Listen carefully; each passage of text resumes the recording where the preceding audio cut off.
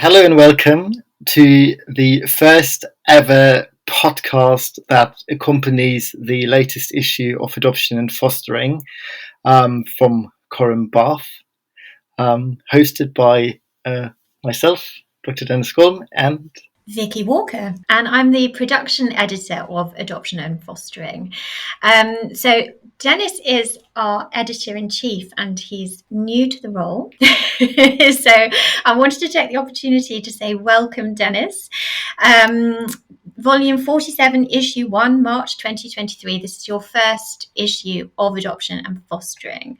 How does it feel? How does it feel to be in these shoes?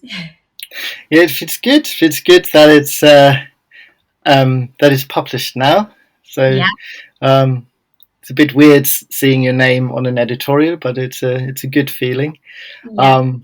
And I'm hoping to do Roger justice. Yeah, so Roger Bullock stepped down at the end of 2022 after 19 years in the role.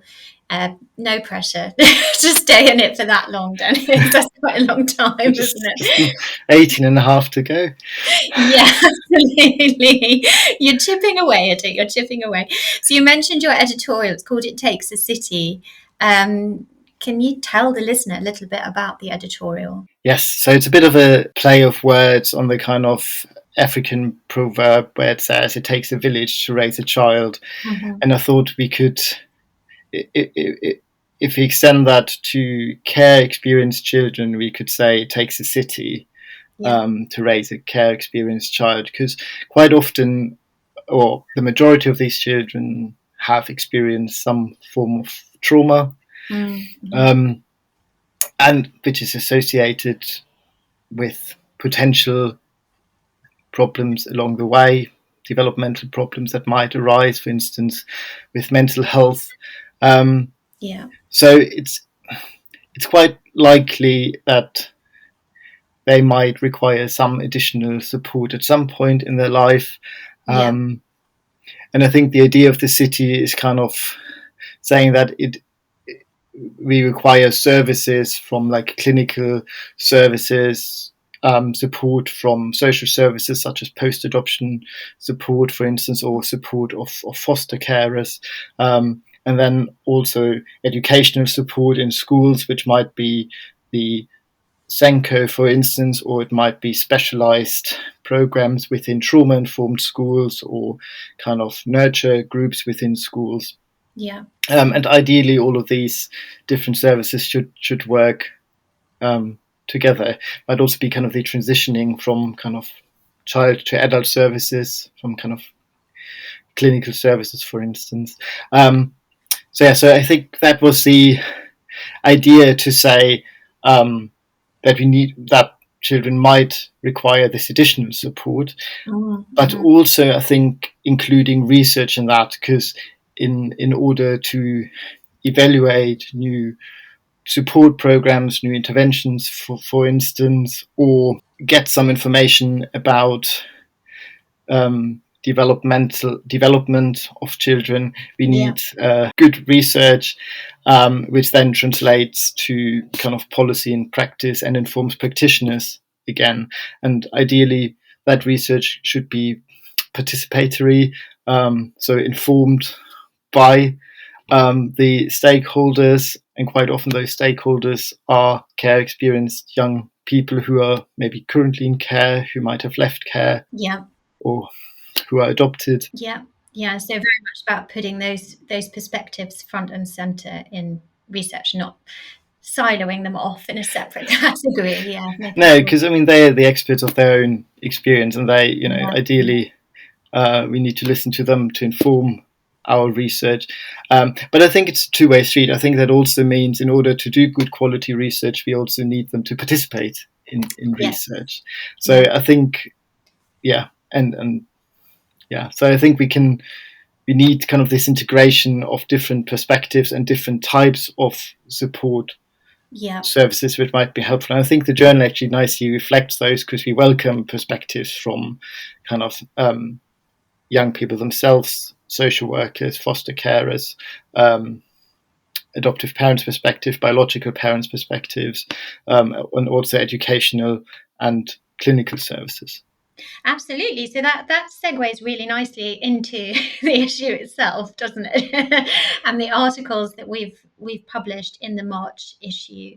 In fact, the first article is this study on young people's reflections on and their sort of relationship to alcohol as people with care experience. And that's Hayley Alderson and colleagues, and that's very much their own words and their own perspectives on it. And it's a nuanced impression actually that comes out, I think, and slightly undercuts some of the narratives that we might expect around care experienced people and their use of alcohol. It's much more nuanced than that.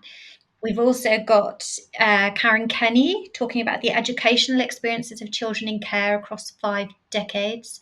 She interviewed people who had been in care across all sort of different ages about what education meant to them, and found that it was often outside of the classroom on the more traditional kind of academic idea of education. Then we have Karen Zilberstein's article, which is the treatment of fostered and adopted children with reactive attachment disorder and disinhibited social engagement disorder, which presents a couple of case studies and looks at the complexity of diagnosing these conditions and treating them. Then we've got Tam Kane. Her article is on an approach to de-biasing decision-making in adoption assessments with prospective adopters from minoritized ethnic groups. And we're going to have a chat with her, aren't we? We will. To talk to her a bit more about her approach and her model. And then Lizette Nolt and Quiver Forbes have looked at the experiences of counsellors in a service for birth relatives whose children have been adopted or taken into care. So a really interesting selection of articles there, as usual, but definitely we've got those perspectives and different services coming through, haven't we? Yes, I think that kind of nicely reflects, because we have all these different perspectives that should all be considered, because quite often young people need support in one area or sometimes multiple areas. Yeah. And I think it's important to kind of reflect the complexity. And I think the journal does a really good job with that. Yeah. We've got the usual health and legal notes in the journal as well. They're definitely worth a read. So the health notes are, it's a project, isn't it, Dennis, to kind of standardise the medical advisor's summary for the child permanence report, because that's certainly in the Black Country in the West Midlands, which is where this project took place. There's no standardised kind of format for the information, despite the fact it's really important to give as much information as possible on the health background of the children or young people potentially being adopted. So it's a really interesting project, that one, isn't it? Yeah, I think it could lead to some really useful tools, hopefully, to standardize the process, as you say, across local authorities going forward. Yeah, which is really key. And the legal notes we've got for England and Wales, Northern Ireland and Scotland. Some of the cases that are discussed here include inter-country adoption, whether it's a deprivation of liberty to remove a mobile phone from a child in care, whether long-term foster care or adoption is in the best interest of the child, and then issues around reducing contact with birth families following a permanence order, whether that's in the best interest of the child. Fascinating cases, aren't they? Yes, and I think a range of different issues that are hopefully helpful in kind of informing kind of practitioners to go forward. Absolutely, really, really worthwhile, even if you have a non-legal background, to kind of find out what's going on in those cases. I could follow, and I don't have any legal background. And I found them really interesting to read. Yeah, and they are really accessible, really. Yeah, absolutely. There you go. Seal of approval from our editor-in-chief. Just a reminder then that adoption and fostering is free to all members of Core and Bath and can be accessed via the members area of the website using your membership login details. The table of contents of latest issues are also on our website in the members area.